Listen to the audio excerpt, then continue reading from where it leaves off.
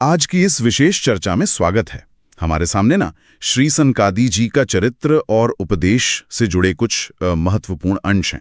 आज हम इन्हीं में थोड़ी गहराई से उतरेंगे। जी। हम आज 5 ऐसे विलक्षण व्यक्तित्वों पर बात कर रहे हैं जिन्हें एक साथ सनकादि कहा जाता है। जी। ये हैं सनक, सनंदन, सनातन, सनत कुमार और सनत सुजात। इन्हें अक्सर ब्रह्मा के मानस पुत्र कहते हैं, है ना, मतलब मन से उत्पन्न। जी बिल्कुल। और इनकी प्रकृति भी बड़ी अनूठी है, रहस्यमयी सी। हाँ, और कहीं कहीं 4 भी गिनते हैं इनको, शायद सनत कुमार और सनत सुजात को एक मानकर। हाँ, ऐसा भी उल्लेख मिलता है।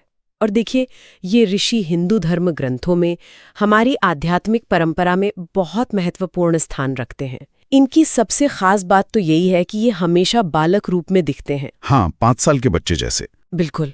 लेकिन इस बाल सुलभ रूप के पीछे गहरा ज्ञान है, तीव्र वैराग्य है और ईश्वर के प्रति अटूट भक्ति है।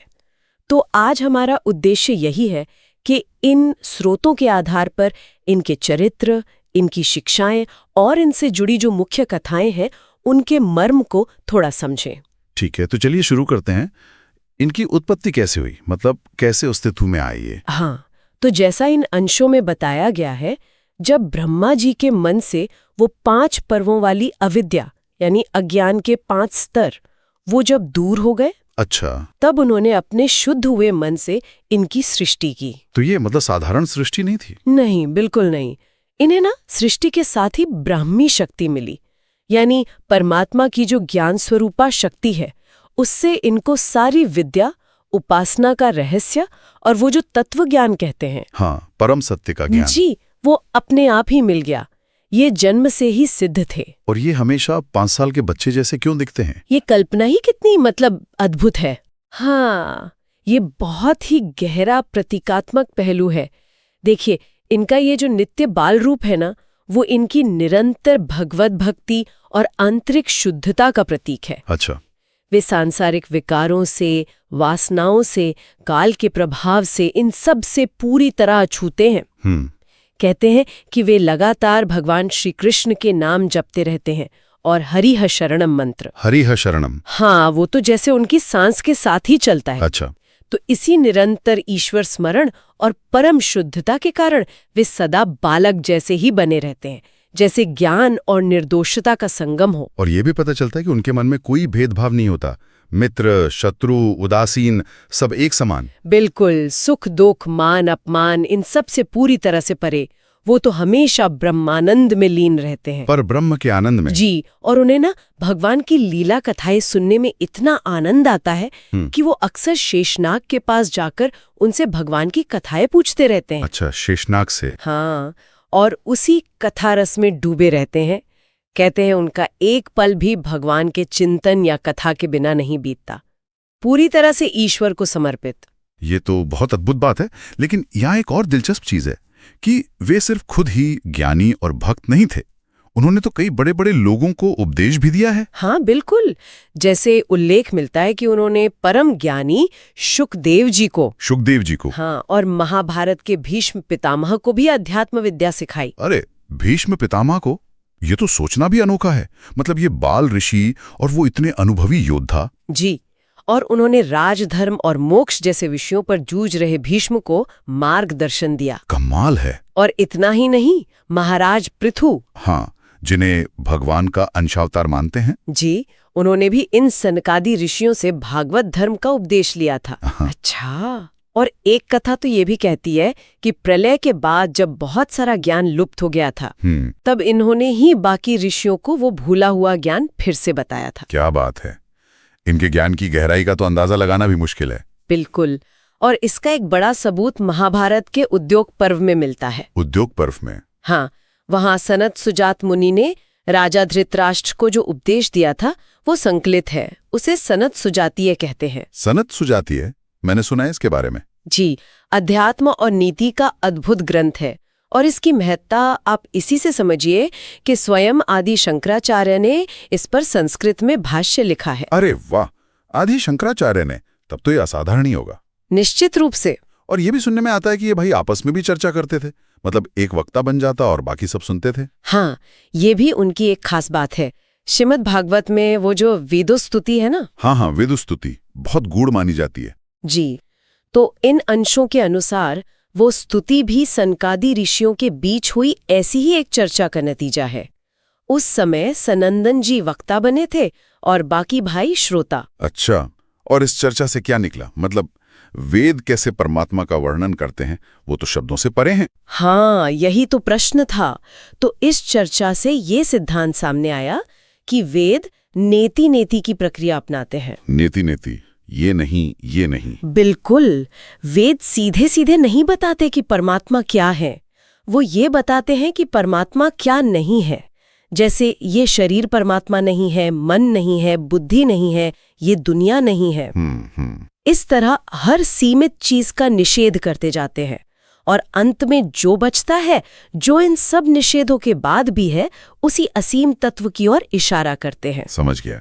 ये नेति नेति का तरीका वाकई बहुत गहरा है। जी। अच्छा, अब इनके जीवन की एक और बहुत प्रसिद्ध कथा है, वो वैकुंठ जाने वाली। हाँ, जहां द्वारपालों ने उन्हें रोक दिया था। हाँ, और तब भी वो 5 साल के नग्न बालक रूप में ही थे। हाँ, ये प्रसंग श्रीमद् भागवत में काफी विस्तार से है और इसके कई गहरे मतलब हैं। जब ये चारों कुमार ऋषि अपने उसी बाल रूप में दिगंबर अवस्था में घूमते घूमते वैकुंठ के द्वार पर पहुंचे, तो वहां जो 2 द्वारपाल थे, जय और विजय, उन्होंने उन्हें अंदर जाने से रोक दिया। क्यों?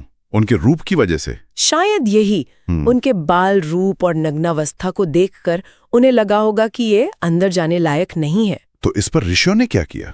वो नाराज हो गए। उन्होंने द्वारपालों को डांटा, कहा कि भाई ये भगवान का धाम वैकुंठ है, ये तो सत्व का साम्राज्य है, यहाँ सिर्फ शुद्धता है, समता है, यहाँ ऐसा भेदभाव कैसे? उन्होंने कहा कि लगता है तुम्हारे मन में अहंकार आ गया है, कपट आ गया है, वरना भगवान के इस संभाव वाले धाम में तुम ऐसा भेद कैसे कर सकते हो? और उन्होंने ये भी कहा कि ये सांसारिक भेद है, पेट वाला भेद। हाँ, मतलब आजीविका, पद या बाहरी रूप रंग से जुड़ा भेद, उसे तुम भगवान के इस एक रस धाम में ला रहे हो। और फिर क्या हुआ? उन्होंने गुस्से में शराब दे दिया। हाँ, ग्रंथ के अनुसार उन्होंने कहा, अरे मूर्खो, तुम भगवान के स्वभाव के उलट यहाँ रहने लायक नहीं हो, जाओ यहाँ से, गिर जाओ और पापमय आसुरी योनियों में जन्म लो। तो इस तरह जय विजय को शाप मिल गया। लेकिन यहाँ एक सवाल उठता है। हमने अभी बात की कि ये ऋषि तो राग द्वेष, मान अपमान, इन सबसे परे थे, सदा ब्रह्मानंद में रहते थे, फिर उनमें इतना गुस्सा कैसे आ गया? ये उनके स्वभाव से मेल नहीं खाता। हाँ, ये बहुत जरूरी सवाल है और मजे की बात यह है कि ग्रंथ खुद इस सवाल को उठाते हैं और जवाब भी देते हैं।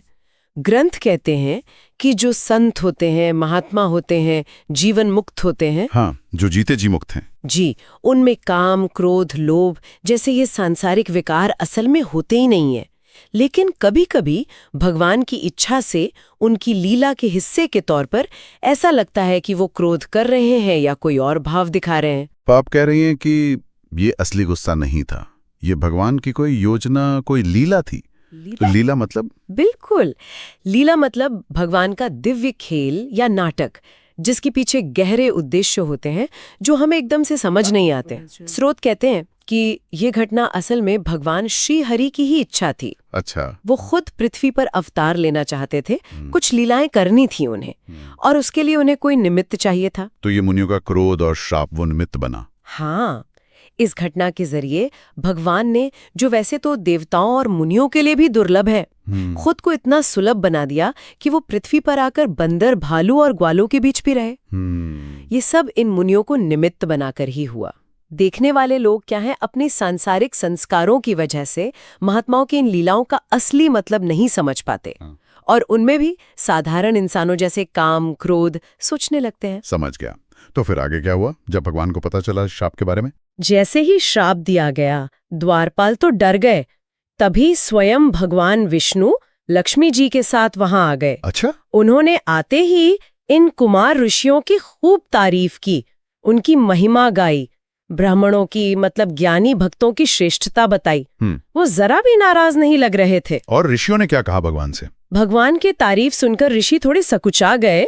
उन्होंने बड़ी नरमी से कहा, प्रभु, हमने गुस्से में आकर इन विचारों को श्राप दे दिया। हमें तो ठीक गलत का भी ठीक से पता नहीं।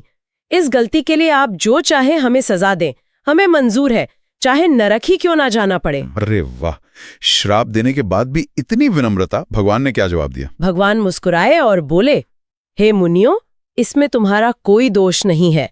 ये सब मेरी ही इच्छा से हुआ है।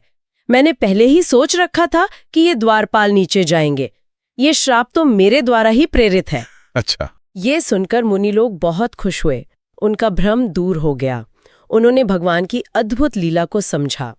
फिर उनकी परिक्रमा की, प्रणाम किया और उनकी आज्ञा लेकर उनके गुण गाते हुए वहां से चले गए। ये पूरी कहानी ही गजब की है। इसमें कई परतें हैं। अच्छा, एक और बात पर आते हैं। ये कहा जाता है कि ये चारों कुमार नित्य सिद्ध थे, मतलब जन्म से ही सृष्टि के साथ पूर्ण ज्ञानी और मुक्त। जी हाँ। उन्हें कुछ सीखने या सिद्ध करने की जरूरत नहीं थी। फिर भी ये भी लिखा है कि इन्होंने आपस में ही गुरु शिष्य परंपरा निभाई। हाँ। छोटे भाइयों ने बड़ों को गुरु माना, उनसे दीक्षा ली, शास्त्रों को सुना, मनन किया। ऐसा क्यों? हाँ, देखिए, अगर हम इसे बड़ी तस्वीर में देखें तो स्रोत बताते हैं कि उन्होंने ये अपने लिए नहीं किया। ये उन्होंने संसार के कल्याण के लिए, मतलब लोक कल्याण के लिए किया। लोक कल्याण के लिए है। कैसे? वो दुनिया में गुरु शिष्य परंपरा की अहमियत को स्थापित करना चाहते थे। भले ही वो खुद परम ज्ञानी थे, उन्होंने जानबूझकर औपचारिक रूप से गुरु बनाया, दीक्षा ली, सुना, मनन किया, ताकि एक आदर्श पेश कर सके। अच्छा, एक उदाहरण सेट करने के लिए। बिल्कुल। उन्होंने दिखाया कि ज्ञान पाने के लिए विनम्रता से गुरु के पास जाना, दीक्षा लेना, सुनना, सोचना विचारना कितना जरूरी है, चाहे शिष्य खुद कितना भी काबिल क्यों ना हो। हाँ, ये समझना जरूरी है कि उनका हर काम लोकहित के लिए था। जी। और आखिर में ये भी कहा गया है कि माना जाता है कि वे आज भी पृथ्वी पर कहीं गुप्त रूप से घूमते रहते हैं। हाँ, ये मान्यता काफी प्रचलित है।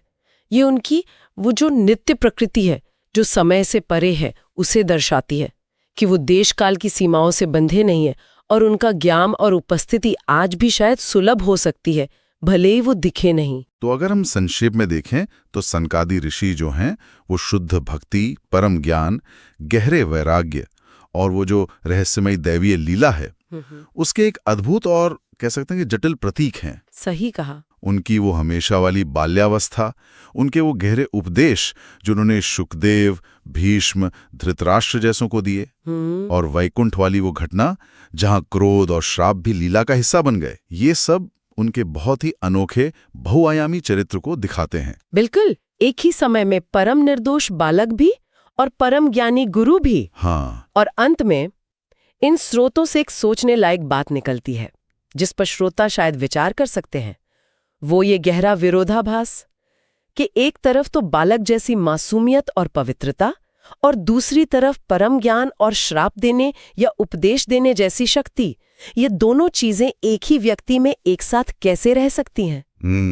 ये वाकई सोचने वाली बात है। ये प्रतीकवाद हमें सच्चे ज्ञान या वैराग्य की असली प्रकृति के बारे में क्या सिखाता है, खासकर तब जब वो सांसारिक कामों या दैवीय लीलाओं से जुड़ता हुआ दिखता है। हाँ, कि कैसे मासूमियत और शक्ति, वैराग्य और हस्तक्षेप, अनासक्ति और करुणा, ये जो विपरीत से लगते हैं जी, ये गुण एक उच्च चेतना या दैवीय योजना में एक साथ कैसे मौजूद हो सकते हैं? शायद ये हमें याद दिलाता है कि आध्यात्मिक सत्य और दिव्यता जो है वो अक्सर हमारे सामान्य सांसारिक अर्थ से, हमारे द्वंद्वों से परे होते हैं। वो हमें उन संभावनाओं पर विचार करने के लिए प्रेरित करते हैं जो हमारी सीमित समझ से शायद बाहर हों। बिल्कुल। इसी विचार के साथ हम आज की इस गहन चर्चा को यहीं समाप्त करते हैं।